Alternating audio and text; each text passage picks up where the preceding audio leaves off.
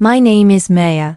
For the past 5 years, every drop of sweat and every bit of my remaining salary did not go toward luxury handbags or vacations abroad. Everything was invested in the backyard of this house, within a 2-meter deep koi pond that I built with the precision of an architect. To me, this pond was not just a hobby. It was a sanctuary from the noise of my brain-draining job as a financial consultant. There, behind the crystal-clear water and the colorful dance of my kohoku and tancho koi, I found a peace that money could not buy. That morning started like any other. I stood at the edge of the pond with a food container in my hand. The fish gathered immediately, creating beautiful ripples as they scrambled for premium nutrient pellets that cost more than my own lunch. I counted them one by one. There were 20 of them. All were healthy, their scales shimmering like jewels under the morning sun. I remember vividly how I built this pond in stages. It started with digging the soil myself on weekends, ordering the highest quality cement, and installing a 4-stage filtration system to ensure the water remained as clear as crystal. The total cost I had spent reached 800 million rupiah. It is a fantastic figure to many, but it was worth the quality I received. Some collectors even called my pond the gold standard for a private collection. However, behind that beauty, there was a thorn that always bothered me. This house was not mine. It belonged to my parents. Even though I paid for the entire backyard renovation and covered most of the house's operational costs, my status here remained that of a child staying on her father's land. While I was busy watching the fish, my mother approached. She brought a cup of coffee, but her face did not show its usual friendliness. There were traces of anxiety mixed with a tightly veiled ambition. She stood beside me, looking at the fish not with admiration, but like a merchant calculating stock. My mother complained about the roof starting to leak, and my father's desire to buy a new car so as not to lose prestige to the next-door neighbor. I simply listened without much comment. I had heard similar complaints often. To me, as long as I could contribute to the monthly expenses, that was enough. I never imagined that behind my back, my parents were planning something that would destroy my world. They considered my hobby a selfish waste. In my father's eyes, the 800 million rupiah swimming in that water was a painful sight amidst their desire for a more luxurious lifestyle. By evening, the atmosphere at home felt more tense. My father returned with a beaming face, something that rarely happened unless he had just made a huge profit. We sat in the dining room, and the mood suddenly became formal. My father began talking about the future and how the assets of this house must be maximized. He mentioned that there was a major collector named Pak Brodo who was very interested in the koi ecosystem in the backyard. At first, I thought he was just joking or bragging. However, when he pulled out a sheet of paper containing a draft sales agreement, my heart felt like it stopped beating. It was written clearly. The entire collection of koi fish and the pond system would be sold for 800 million rupiah. The seller's name listed was not mine, but my father's name as the landowner. They were selling my hard work without asking for permission, without even discussing it with me at all. I tried to protest with a trembling voice, explaining that every cent used to build that pond came from my savings. However, my father's response purely satisfied his own ego. He said that because the pond was attached to his land, it was legally his. He felt entitled to do anything to save the family's finances, even if it meant sacrificing his own child's happiness. My mother chimed in with an even more painful sentence, saying that I should be grateful because the money would later be used to repair the house I lived in. I couldn't sleep that night. I sat by the pond in the darkness. The sound of trickling water, which usually calmed me, now sounded like a death knell. I touched the surface of the water, and one of the koi approached, thinking I was going to feed it. My tears fell right onto its head. I felt betrayed by the people who were supposed to protect me. They didn't see the hard work, the dedication, or the love I poured into this water. They only saw a pile of money they could use to show off to the world. I realized that all this time, I had been building a palace on unstable ground. My mistake was believing that blood ties were stronger than greed. My father had already scheduled the handover of the fish in 3 days. Pak Broto would come with a professional team to drain the pond and take all my fish away. They thought I would just stand by and watch my treasures be seized. They thought I would submit because of my status as their child. They were dead wrong. If I couldn't have my own masterpiece, then no one else would. Anger began to replace my sadness, and a desperate plan began to form in my mind. The morning after that painful announcement, the atmosphere at home felt icy. I deliberately woke up early to avoid a confrontation at the dining table. My father and mother acted as if they had just won the lottery, completely indifferent to the fact that they had snatched this victory from my hands. I stood in front of my bedroom window, staring at the backyard. The pond was still calm, but in my eyes, it now looked like a war zone waiting for an explosion. I decided not to go to the office. I took emergency leave on the pretext of a family matter, though the reality was that I was preparing a strategy to defend my dignity. Around 10 in the morning, a luxury car pulled up in front of the gate. My father rushed out with a forced smile, trying to look authoritative. It was Pak Broto's assistant, the buyer. He hadn't come just to look. He was there to perform the final technical inspection before the massive relocation scheduled for 2 days later. I followed them from a distance, standing in the hallway while they stood right at the edge of the pond. The man brought several water quality testing tools and recorded numerous notes on his digital tablet. My father kept boasting about how expensive the maintenance costs he had allegedly been bearing were, a blatant lie that made my ears burn. In reality, even when it came to buying replacement filters, my father often complained if I asked for help lifting them. Now, he was confidently claiming my entire creative process as his own brainchild. Pak Broto's assistant seemed very impressed. He repeatedly praised the water clarity and the health of my fish. He mentioned that Pak Broto had already prepared a special place in his new home to house this collection. Hearing that, I felt like I was listening to a plot to kidnap my own children. They spoke about the price of 800 million rupiah, as if it were just a trivial number on paper, never knowing that behind that figure lay thousands of hours of overtime and the sacrifices of my youth. After the guests left, I approached my father in the living room. I tried to speak one last time with a cool head. I offered a solution to pay off the money they needed in installments, as long as the pond remained mine. I was even willing to hand over my entire emergency savings right then and there. However, my father simply laughed dismissively. He said the agreement had been signed and a down payment of 200 million rupiah had already entered his account.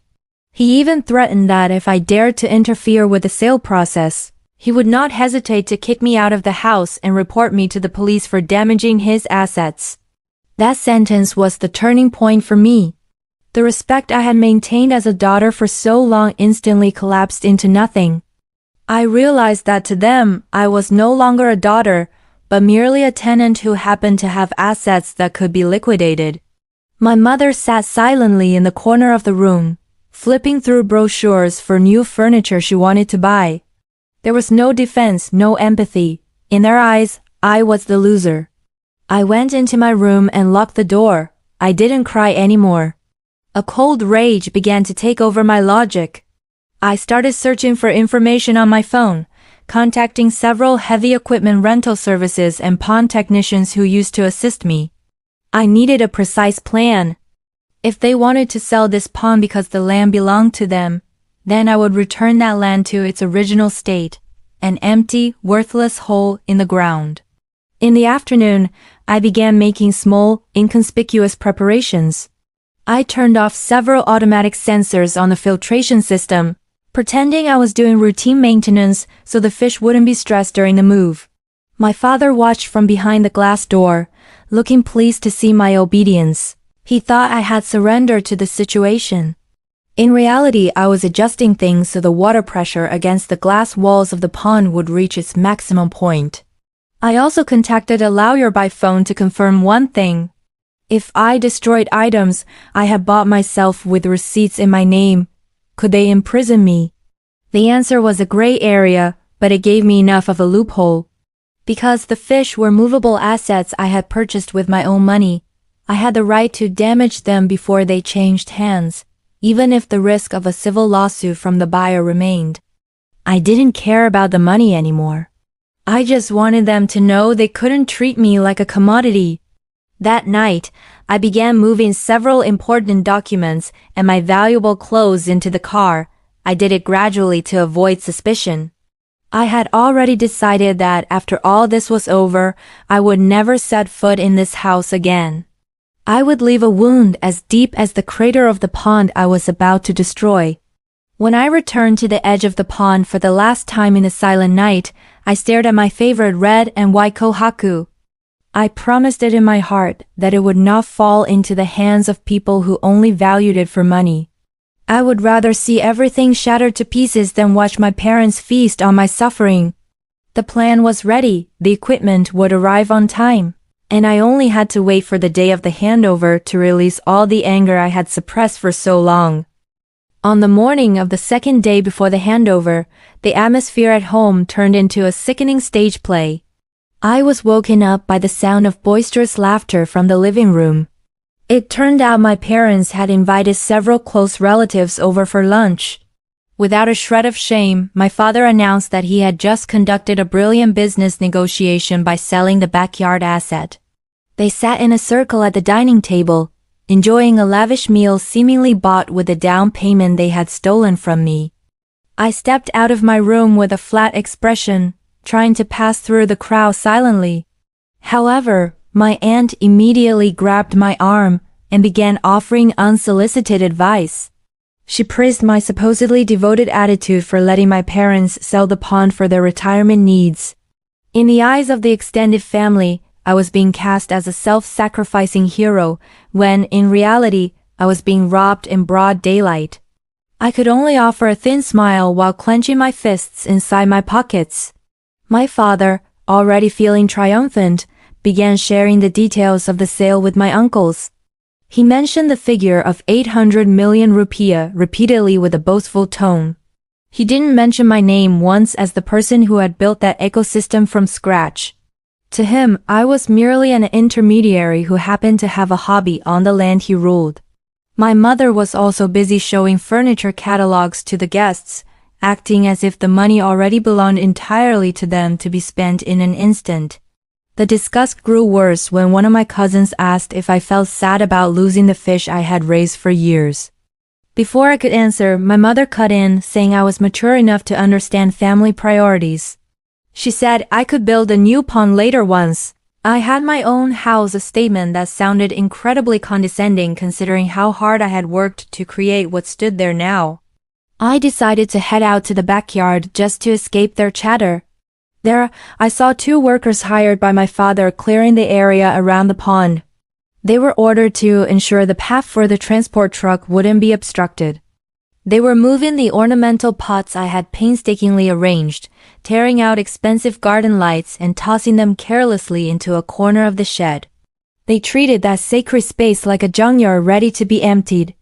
Amidst the chaos, I received a text from the heavy equipment rental provider I had contacted yesterday. They confirmed that the small excavator and concrete breaker would arrive exactly at 10 in the morning on the day of the handover as requested. I had also arranged for the delivery to be made through a rarely used side gate, so my parents wouldn't realize what was happening until it was too late. The rental fee wasn't cheap, but I no longer cared about my dwindling bank balance. In the afternoon, after the guests had left, my father approached me by the pond. He came with an air of someone seeking peace, but his words remained poisonous. He asked me to create a list of fish care instructions for Pak Broto so that no fish would die during the adaptation process. He was worried that if any fish died before the final payment, the price would be cut. Once again, he only thought of the money, not the lives of the creatures I had nurtured with all my heart. I looked my father deep in the eyes and asked if he had ever felt proud of me for my work, regardless of its monetary value. He paused for a moment, then looked away and said that pride doesn't pay electricity bills or fix a leaking roof. That answer was the final nail in the coffin of my respect for him. From that second on, I stopped feeling guilty about what I was going to do. That night, I began packing my remaining personal belongings into boxes. I did it very carefully to avoid making any noise. I moved my laptop, work documents, and a few cherished photos into the trunk of my car. I had already booked a hotel room for a week as a temporary transit point before I searched for a new apartment. I didn't want to leave a single trace in this house. I also took the time to check the pond's electrical system one last time. I rigged the power load so that when I pressed a single button later, the entire filtration system would suffer a total failure that couldn't be easily repaired.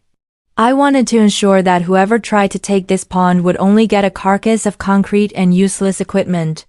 Before bed, I saw my mother busy bookmarking luxury furniture on an online shopping app. She looked so happy, as if that happiness wasn't built on the destruction of her own daughter's heart. I took a deep breath, trying to calm my racing heart. Tomorrow is the last day this pond stands in its glory. I am going to give them a show they will never forget for the rest of their lives. This betrayal must be paid for with an equal destruction, and I am ready to bear all the risks. One day before the handover, the atmosphere inside the house felt incredibly suffocating to me, though for my parents it was a day of party preparations. My father seemed busy pacing back and forth in the living room, ensuring that the settlement documents were ready in his leather folder. Meanwhile, my mother had already begun clearing out several corners of the rooms, planning to replace the old furniture with exorbitant new items. They truly believed that the 800 million rupiah was already in their grasp, unaware that I was counting down to an explosion that would incinerate all their plans. I deliberately kept my distance and spoke little so they wouldn't grow suspicious. However, the calm I had built was disturbed when my father suddenly called me to the center of the room. There, he sat with the posture of a big boss giving orders to a subordinate. He asked me to hand over the access keys to the digital filtration system and the password for the water quality monitoring app to Pak Broto tomorrow morning. He emphasized that everything had to go smoothly because the remaining payment of 600 million rupiah would only be transferred after all the fish were loaded into the transport truck. I looked at him flatly and gave a short reply that everything would be ready in time. That answer was apparently not enough for him. He began lecturing me about my uncooperative attitude over the past few days. He accused me of being selfish for not supporting the family's economy, despite the fact that I had been giving most of my salary every month for the house's operational costs. His argument was always the same. This was his land, and everything on top of it was his prerogative. He didn't care that I had sacrificed sleep and my youth savings to build that ecosystem. That minor debate triggered a larger rage. My father even started bringing up the costs of raising me since I was a child, an emotional manipulation tactic he often used to make me feel indebted. He said that the value of 800 million rupiah wasn't even enough to cover all the expenses he had spent on my education. At that point, I realized that for him, the relationship between parent and child was nothing more than a cold business transaction. There was no room for affection or appreciation for his child's hobby and hard work. In the afternoon, I went out to ensure coordination with the heavy equipment rental company. I met the excavator operator at a spot not far from the house. I gave the final instructions. They were to enter exactly after the buyer's fish transport truck parked in front of the house. I wanted this destruction to happen right in front of everyone's eyes, including the buyer who was willing to house stolen goods from my parents. I had already paid the rental fee and damage deposit in full up front to ensure there were no technical glitches tomorrow morning. When I returned home, I saw my mother talking on the phone with a relative, boastfully sharing the house renovation plans set to begin next week. She laughed out loud, imagining the backyard soon leveled to the ground to build a new pavilion. She felt no sadness at all seeing the pond, which had been my only place of solace, about to be destroyed. To her, beauty was only about the house's appearance that could be shown off to others, not about its emotional value. At night, I performed the final inspection of my koi pond. I looked at the fish for the last time in a state of calm. I knew tomorrow would be a chaotic day for them, but I had prepared several portable oxygen tanks in the trunk of my car to save the 3 most precious fish I owned. For the rest, I could only hope the buyer would take them away quickly before the water completely ran out. I felt deeply guilty toward those living creatures, but I was even more unwilling to let them become the reason for my parents to keep trampling on my dignity. I also prepared a handwritten statement. It was short and clear. I declared that all components of the pond, from the pumps and lights to the infinity glass system, were my private property based on proof of purchase. I would place that letter on the dining table right before the chaos began. I wanted them to know that this was not just an emotional outburst, but a statement that I refused to be enslaved by the status of land ownership. I tried to close my eyes, but visions of my father's rage and my mother's fake tears kept spinning in my head. I knew that after tomorrow I would be labeled a rebellious and unfilial child by the entire extended family. This news would surely spread quickly throughout the neighborhood. However, there was a strange sense of relief in realizing that the burden of being the perfect child was gone. I would rather be hated for standing by my principles than loved for letting myself be stripped of everything. Around 11 at night, I heard my father's voice. He was still awake, talking to Pak Broto on the phone to confirm tomorrow's arrival schedule. His voice sounded enthusiastic, full of fawning tones. I smiled bitterly in my dark room. He didn't know that tomorrow he wouldn't be receiving 600 million rupiah. Instead, he would be receiving the bill for the destruction he started himself. I took a deep breath, steeled my heart, and waited for dawn to end this painful chapter forever. That morning arrived with a suffocating atmosphere. I woke up before my alarm went off, finding the house already bustling with an activity I hadn't invited. My mother was busy setting the table on the back terrace, laying out various snacks and drinks to welcome their honored guests. Meanwhile, my father was already dressed in a sharp shirt, standing by the pond and pointing at various parts of the filter as if he were the expert who had built it all. I watched them from behind the second-floor window with a hollow feeling that had now crystallized into a firm resolve.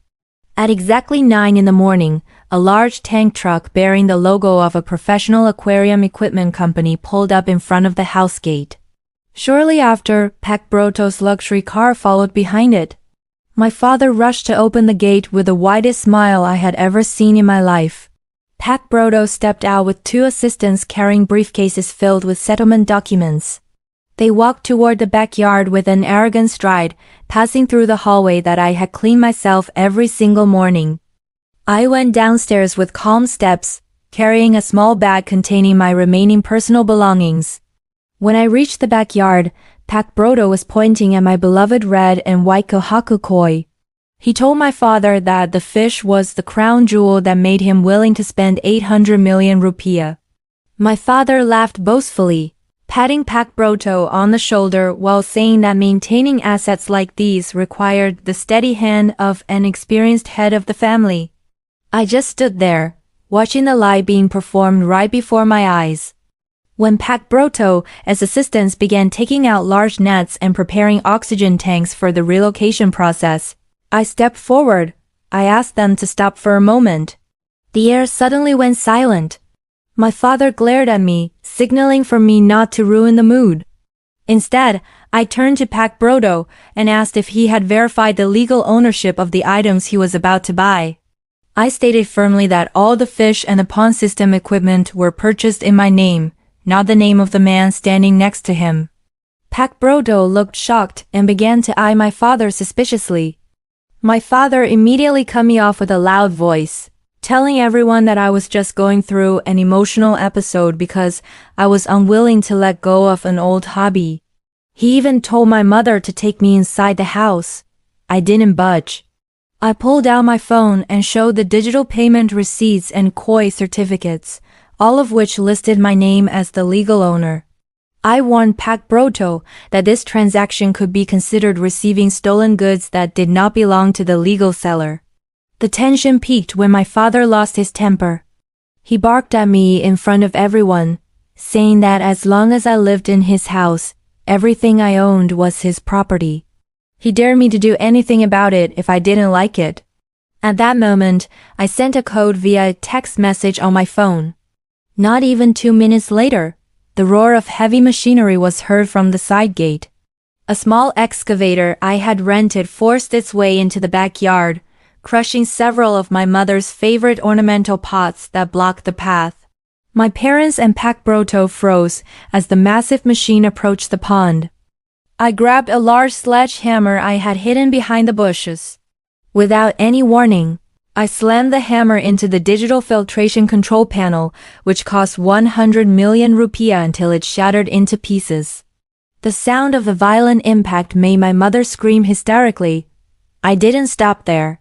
I instructed the excavator operator to smash the infinity glass wall holding back thousands of liters of pond water. In a single strike of steel, the thick glass cracked and exploded. The massive water pressure burst out instantly, creating a flash flood in the once neat backyard. Water mixed with mud surged over my father's and Pacbroto's feet, soaking their expensive shoes in murky pond filth. The kohaku koi were tossed out of their habitat, flopping on the grass that was now submerged in water. The entire oxygen system went dead, and the beauty that had been so admired vanished in seconds into a horrific scene.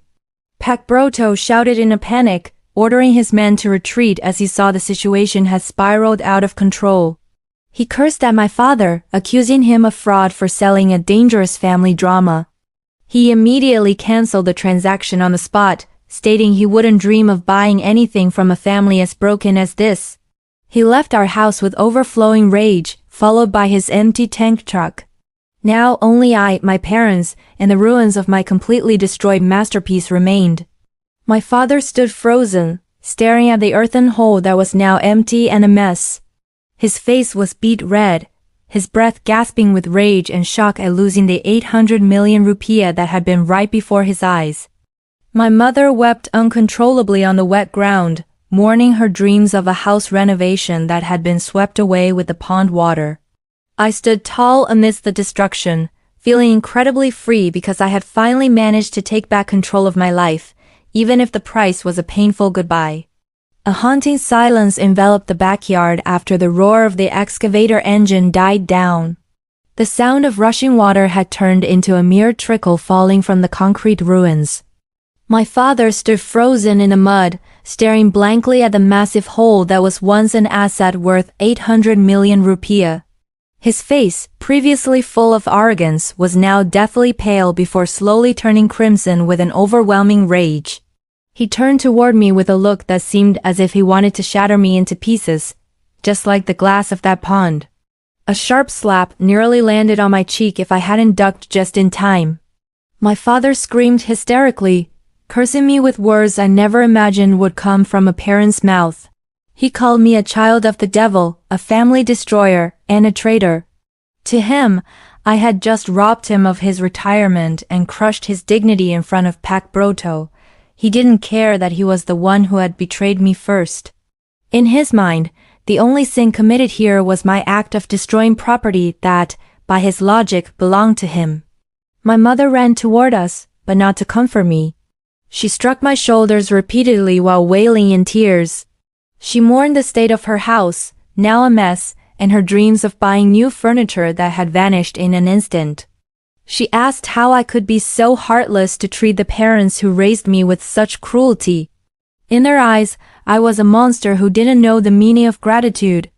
They ignored the fact that I had saved the 3 most valuable fish into oxygen tanks in my car before the destruction began.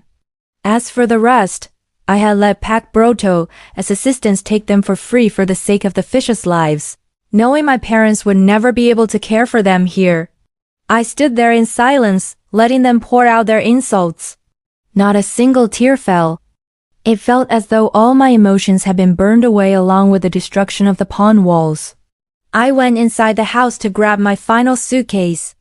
My father chased me, blocking my bedroom door with his body, which was trembling with emotion. He threatened to report me to the police for property damage and ensured that I wouldn't receive a single cent of inheritance in the future.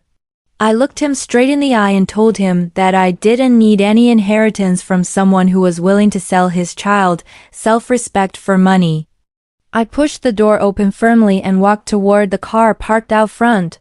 Neighbors began emerging from their houses, whispering as they witnessed the chaotic scene in our yard.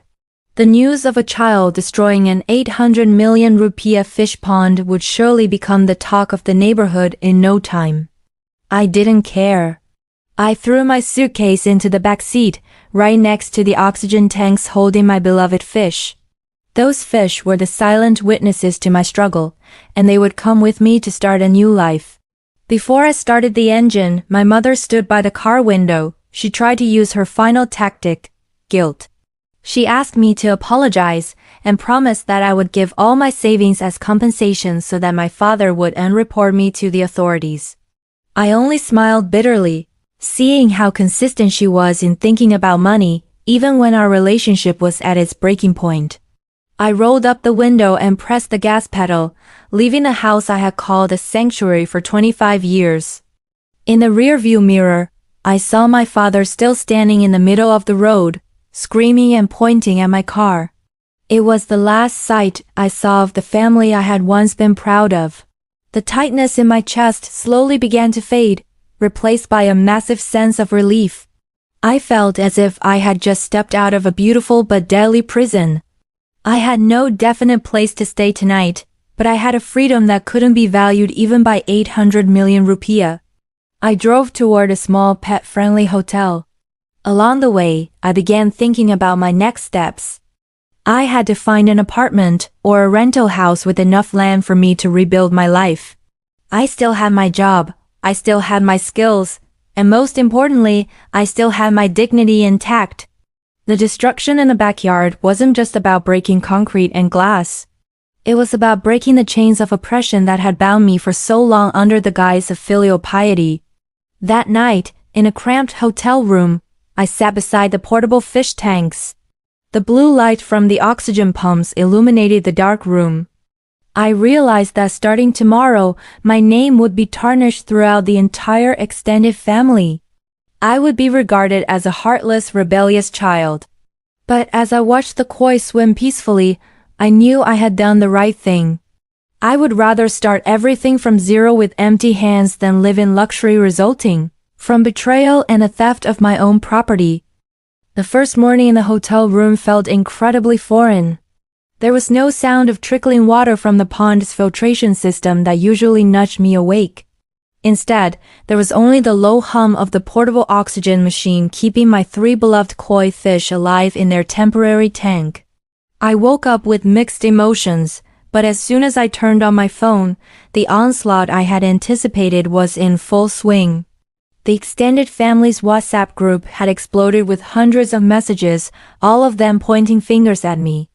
My aunt had posted a photo of the backyard, now a mangled wreck of mud and concrete debris.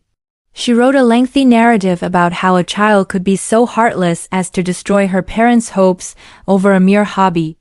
Comments from other relatives were equally vitriolic. They labeled me an ungrateful child and warned other family members not to follow my insane example. Some cousins even went as far as unfriending me on social media. They never once asked for the reason behind my actions because to them, parents are always right and the child must always yield. My mother did not stay silent either. She posted a Facebook status filled with sorrowful words, portraying herself as a victim of mental abuse by her own daughter. She described how heartbroken my father was to see his future savings vanish in an instant. The narrative was crafted so effectively that I looked like a high-level villain. This social pressure began to affect my work focus. Several colleagues who were friends with my mother started giving me strange looks during video meetings. However, I refused to be a silent victim. I knew that if I didn't defend myself, these lies would become permanent truths. I began gathering all the digital transaction evidence I possessed. For the past 5 years, I had saved every receipt for fish purchases, pond construction invoices, and even the extra electricity bills I had covered myself. I organized them systematically into a digital folder. I didn't want to strike back with insults. I would strike back with undeniable legal facts. By midday, I received a call from a lawyer who was an old friend. He warned me that my father was consulting with a family attorney to sue me for material damages worth 800 million rupiah. They wanted me to compensate for the failed transaction with Pak Broto. Hearing this, I actually felt calm. I asked my friend to prepare a reply letter stating that I was the legal owner of all the destroyed assets, and that I held full rights over that personal property according to the laws of movable assets. In the midst of the chaos, I began looking for a new permanent residence. I realized I couldn't stay in a hotel with these fish forever. I spent hours scouring property websites, looking for a rental house with enough land to build a new pond in the future. I needed a place where no one could claim ownership of the ground I stood on. I found an old house on the outskirts of the city that had a spacious backyard and a high concrete fence. The owner was a low-maintenance retiree, and most importantly, the location was far from the reach of my extended family. In the afternoon, my father sent a very cold text message. He told me to come and collect the rest of my belongings and hand over the spare house keys I still carried. He emphasized that, as of today, my name was removed from the family register, and I was strictly forbidden from setting foot in that house again. I replied very politely, stating that I would send a moving service to pick up my things, and the keys would be sent via courier. I wanted no more physical confrontations that would only drain my energy. As I was packing some extra items, I received a message from Pak Brodo, the failed buyer. To my surprise, he didn't scold me. Instead, he apologized for not realizing there was internal conflict within my family. He admitted that, professionally, my act of destroying the pond was a very bold move to protect the integrity of ownership. He even offered me a side job as a consultant for a new pond design at his home. This offer was a massive boost of morale. At a time when my own family was trying to tear me down, a stranger saw the value in the principles I held. By nightfall, I began moving my things into the new rental house. The process of moving the koi was handled with extreme care. I felt like I was building a new fortress. This old house might not be as grand as my parents', but here, every corner was a zone free from manipulation. I sat on the back porch, which was still overgrown with weeds, gazing at the moon while planning my next big move. I would prove that I could be successful without hiding under the wing of parents who didn't respect my journey. I deleted all social media apps from my phone for the time being. I needed peace to recover. I realized that the price of freedom is indeed very expensive, and sometimes the payment is losing the family we love. However, living in a charade just to maintain the reputation of a morally corrupt family is far more exhausting. I took a deep breath, feeling the fresh night air. This was not the end of everything, but a new chapter where the old Maya had died and a stronger Maya was born from the ruins of destruction. The first week in the new rental house was both the most productive and the most exhausting time for me. The house is tucked away in a quiet corner of the city, far from the traffic noise and the whispers of the extended family who continue to insult me in the digital world. My main focus was saving the 3 remaining koi fish. I did not want them to spend any more time in the cramped, portable oxygen tanks. Therefore, without delay, I called the team of workers who used to assist me to begin digging a simple pond in the backyard. Even though this is just a rental, I had obtained written permission from the owner to modify the land. I spent my savings again, this time in a more reasonable amount, about 50 million rupiah, to build a functional cement pond. There were no 2-meter-high glass walls or complex digital filtration systems. I only needed healthy water and a peaceful environment so my fish could recover from the stress of yesterday's forced relocation. Working in this new yard gave me a different perspective. I felt in complete control because every inch of this land, despite being a rental, was entirely my responsibility without anyone else's interference. In the midst of my busy schedule monitoring the pond construction, a shocking fact came from an unexpected direction. Pak Broto, the collector who had cancelled the purchase of my pond, contacted me again. This time he wasn't talking about business. Instead, he wanted to provide important information. He told me that my father actually owed a significant financial and moral debt to one of his business associates. It turned out that the plan to sell the pond for 800 million rupiah was not just for house renovations or a lavish lifestyle, but to cover losses from a fraudulent investment my father had joined a year ago. This information made me collapse onto the porch, weak with realization. I realized that all this time, my parents had been living a lie. They covered up their financial failures by forcibly taking their own child's assets. No wonder my father was so aggressive and appeared so desperate when I destroyed that pond. To him, that 800 million rupiah was the last lifebuoy that could save him from bankruptcy or even legal charges. However, instead of being honest and asking for my help properly, he chose the path of betrayal, which ultimately destroyed everything. This reality caused any remaining guilt in my heart to evaporate completely. I no longer felt like a rebellious child, but rather like someone who has successfully escaped a sinking ship. If I had allowed the transaction to happen, the 800 million rupiah would still not have been enough to plug their debt hole, which reached into the billions. They would have just kept asking for more from me until I had nothing left. Their betrayal was not just about money, but about how they had the heart to place the burden of their failures on my shoulders without my consent. 2 days later, my simple pond was finished. When I moved the fish into the fresh new water, I felt an extraordinary sense of calm. My red and white kohaku koi began to swim gracefully, exploring every corner of the concrete pond that hadn't even been perfectly plastered yet. I sat by the edge, enjoying my afternoon coffee while planning my future career. Pak Brodo kept his promise to use my services as a pond design consultant for his new home. This was my first major project as a freelancer, and its value was enough to cover my living expenses for the next 6 months. However, that peace was disturbed when a very familiar car stopped in front of the rental house. It was my eldest uncle, my father's older brother. He arrived with a serious expression, carrying a large folder. Initially, I thought he had come to scold me again, but it turned out his purpose was different. He was sent by the extended family to mediate. My father was now in a slumped condition. Pak Brodo was not the only person who had cancelled business with them. News of the pond destruction drama had ruined my father's reputation in his business circles. Many people considered him incapable of managing his own family's internal affairs, so they were hesitant to provide him with business capital.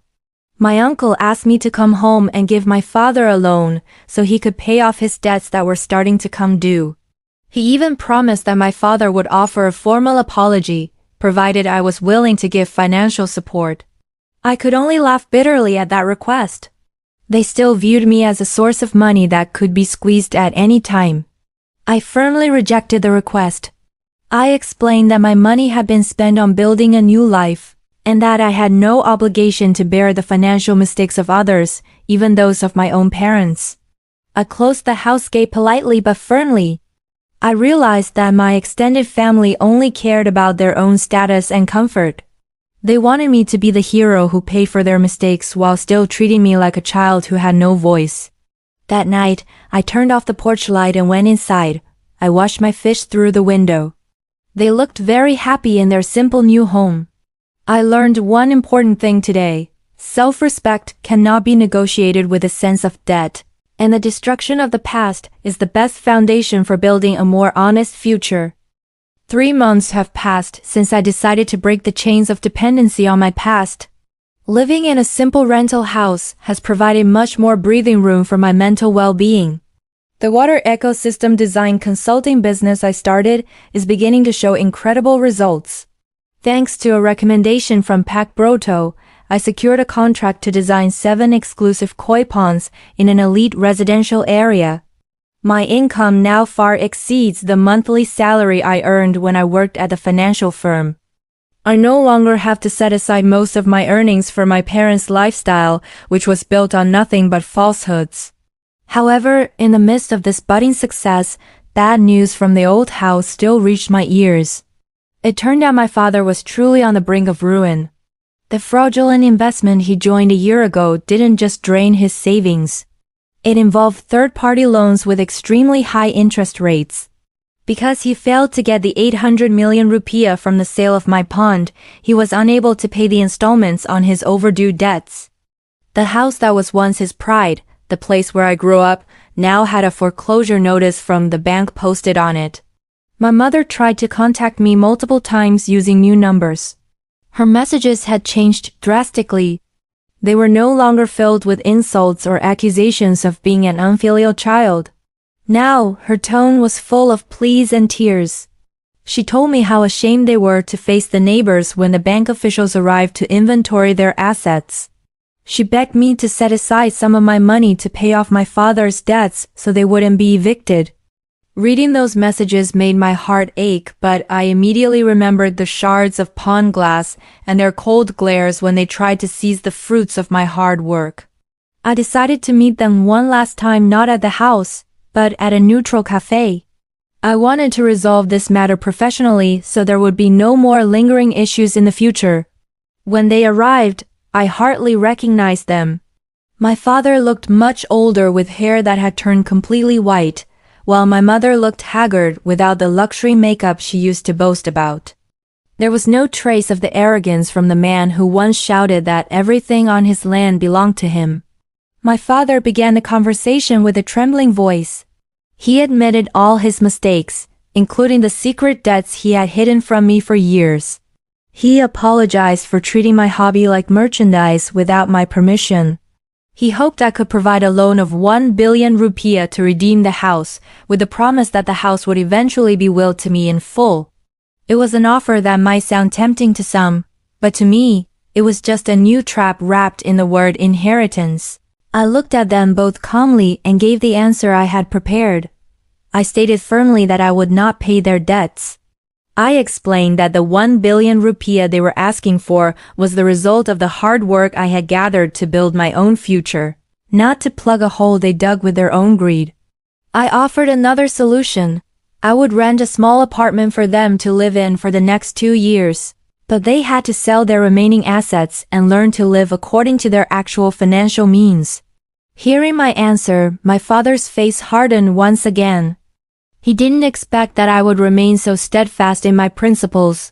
He accused me of being a heartless child for letting his parents lose their home in their old age. However, I simply reminded him of his own words a few months ago. If the land was his and he had the right to sell anything on it, then the risks associated with that land were also entirely his responsibility. I had long since left that house with empty hands, and I was not responsible for the financial management failures he caused himself. The meeting ended in a stalemate. They went home disappointed because they failed to get the cash they expected. Meanwhile, I walked to my car with a growing sense of relief. I realized that helping them by giving them money would only perpetuate their bad behavior. They needed to face the consequences of their own actions to truly understand the meaning of responsibility. When I arrived back at the rental house, I saw my new pond looking even more beautiful with aquatic plants lining its edges. My fish were growing healthy and strong. I realized that the destruction of the old pond was a necessary sacrifice to save my true self. Without that incident, I might still be trapped in a luxury home full of pretense and exploitation. Now, every rupiah I have is entirely mine, and every decision I make is no longer under the shadow of someone else's threats. That night, I turned off my phone and focused on a new pond design for my client. I started saving to buy land in my own name, where I will build a house and a pond far grander than before. A place that can never be sold by anyone without my permission. This journey has been heavy and full of tears, but I am proud because I chose to stand on my own 2 feet rather than kneel under a family's betrayal. 6 months after the foreclosure of that grand house, my life has completely changed direction. I have just signed the purchase documents for a 500 square meter plot of land in a cool, hilly area. This land was not a gift, not an inheritance, and has absolutely no connection to the family name. It is purely the result of the major contracts I secured as a landscape and aquatic ecosystem design consultant. On that very land, I have begun building the foundation of my first home. complete with plans for a koi pond that will be far more spectacular than anything I have ever created before. Meanwhile, my parents finally had to surrender to the bitter reality. The luxury home that had long been the symbol of their social status changed hands through a bank auction. As I promised, I did not leave them homeless on the streets. I rented a 2-bedroom apartment in the city center for them. It is no larger than the living room of our old house, but it is more than enough for the two of them. I also paid the rent for the next 2 years in full, so they would have time to rebuild their lives without the pressure of eviction. The process of them moving out was a very emotional moment. I came to help pack the remaining belongings. My father, who used to always appear arrogant with his expensive watches, now wore only a plain t-shirt and fabric trousers with faded colors. He spent hours sitting in a corner of the empty room, staring at the walls that were once filled with photos of his business awards. There were no more outbursts or booming commands. He looked like a man who had just lost his identity. The betrayal he committed against me turned out to be the beginning of the collapse of his own self-esteem in the eyes of the world. My mother found it even harder to adapt. She constantly complained about the cramped size of the new apartment and the noise of the traffic from the main road. She still tried to ask me to buy her branded items, using the excuse of maintaining her dignity in front of her social circle. However, I have set very firm boundaries. I only cover their basic needs and housing. I am no longer willing to fund a luxury lifestyle built on debt and manipulation. Every time she begins to demand more, I simply remind her of the pile of debris from the 800 million rupiah pond that she once dismissed as trivial. One afternoon, I invited my father to visit my new land. I wanted him to see what could be achieved by the child he once underestimated. As we stood on the mound of earth being leveled by workers, my father fell silent for a long time. He looked at the blueprints of my house design, which featured a koi pond with the most advanced filtration system ever made. This time, I put my own name in large letters in the asset ownership column of the project documents. My father finally spoke in a very low voice, almost a whisper. He admitted that all this time, he had felt threatened by my independence. He was afraid that if I became too successful, he would no longer have control over me. That was why he always tried to suppress my hobby and eventually tried to seize my assets. It was a very honest confession, even if it came late. I listened to him without anger, because at this point, I already felt like I had won. I don't need validation from him to feel worthy, but hearing those words made a small hole in my heart begin to close. My new life as a young entrepreneur in the landscaping field began to receive attention from the local media. They were interested in my success story of building a business from scratch after experiencing a dramatic asset conflict. Of course, I did not share the vulgar details of the family breakdown, but I emphasized the importance of legal asset ownership for young people still living with their parents. The article went viral and brought in more high-end clients. Many people with similar hobbies began to realize that investments in hobbies must be protected with strong documentation. The koi fish I saved have now been moved to a temporary holding pond on the new land. They look very healthy and have even started to grow larger. Whenever I feel tired from the construction business, I sit by that temporary pond just to watch them swim. They are a reminder that destruction is often necessary so that we can build something stronger. If I hadn't destroyed the backyard of the old house that day, I might still be a stressed financial assistant under the shadow of my father. My relationship with my parents is now in a cold but stable ceasefire phase. We meet once a month for dinner at their apartment. Not much is discussed beyond health issues and daily routines. They have started learning to wash their own clothes and cook simple meals without the help of a domestic assistant. There is an interesting transformation there. They are beginning to appreciate the value of every rupee I give because they know how hard I work for it. I realize that I cannot change the past, but I have succeeded in changing the way they see me. I am no longer just a child who is tagging along, but the pillar holding them up so they don't fall deeper. Even so, I maintain a healthy emotional distance. I no longer want to be trapped in drama that could threaten my mental stability. That night, as I returned from the construction site, I looked at the stars above my half-finished new home. I smiled, realizing that in a few months, I will have a sanctuary that is entirely mine, where the pond water will always be clear, untainted by any lies. 1 year since the day of destruction in my parents' backyard, I stand on a very sturdy wooden deck at my own new house. The afternoon sun illuminates the surface of a pond 3 times the size of my old one. The water is so clear that I can see every detail of the pebbles at the bottom. In the center of the pond, the red and white kohaku koi that I almost lost swims with great elegance. It has now grown into a champion-quality fish of impressive size. I take a deep breath, inhaling the fresh scent of the hilly air, and feel a peace I have never experienced in my entire life. This house is a masterpiece I built from scratch. Every building permit, cement receipt, and land certificate bears my name as the sole owner. There will be no more people who can come and claim that what I have built is theirs, simply because of blood ties. I have learned the hard way that legal boundaries are the most real form of self-protection, even within a family circle. My pond design consulting business has now grown into a landscaping company with 15 permanent employees. I no longer just sell a service. I sell integrity and security for collectors. Today is the small housewarming ceremony for my home. I didn't invite many people, just a few close friends, Pak Broto, who is now my business mentor, and of course, both of my parents. This is the first time they have set foot on my private property. I picked them up from their rented apartment in a car I bought from the proceeds of my own business.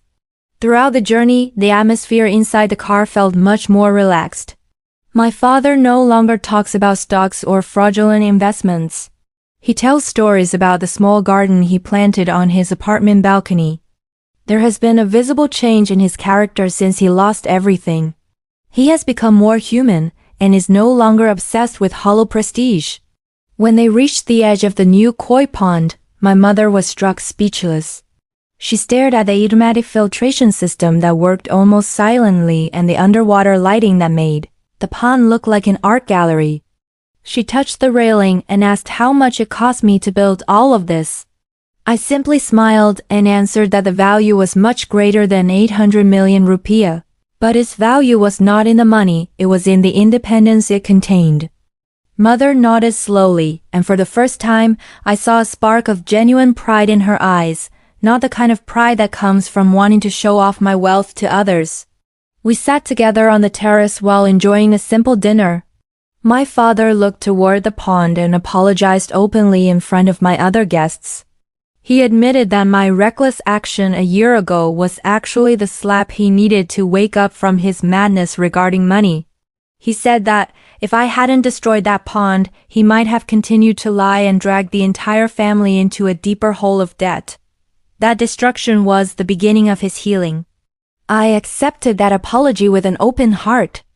I had long ago forgiven them, not because they deserved it, but because I deserved to live in peace without holding on to a grudge. Pak Brodo gave a short speech, praising my resilience in turning a tragedy into a very successful business opportunity. He mentioned that the world of koi is not just about keeping fish, but about patience and honesty in maintaining an ecosystem. That is what I apply in my life now. I no longer let others dictate how I should be happy. I have built my own life's ecosystem, where I am the primary one in control. The events of a year ago are now just an old story I tell with a smile, no longer with anger. After the guests went home, I sat alone with my father by the edge of the pond. He asked if I would allow him to come by occasionally to help feed these fish. I agreed, provided he came as a guest and a father, not as an owner. He smiled bitterly but understood my meaning. The boundaries are now clear and very strong. We spent the rest of the night talking about light-hearted things, while the sound of water flowed constantly in the background, providing a calming rhythm for our newly recovering relationship. As the night grew late, I drove my parents back to their apartment. When I returned to my quiet home, I realized that I had lost many things in the past year: a childhood home, a reputation in the eyes of the extended family, and a large sum of money. However, in exchange, I gained something far more valuable. I got my identity back. I proved that a woman can stand tall facing a storm of betrayal, and emerge as a winner without having to sacrifice her self-respect. I walked toward the large window that looks directly out at the pond. The light from under the water creates colorful shadows that reflect on the walls of my living room. I feel very satisfied with my life right now. My name is Maya, and I am no longer a victim of my parents' greed. I am the architect of my own life. My story about the 800 million rupiah fish pond may have ended, but a new chapter of my life full of honesty and independence has just begun beautifully. The pond water down there now flows clearly, as clear as the future I am building with my own hands.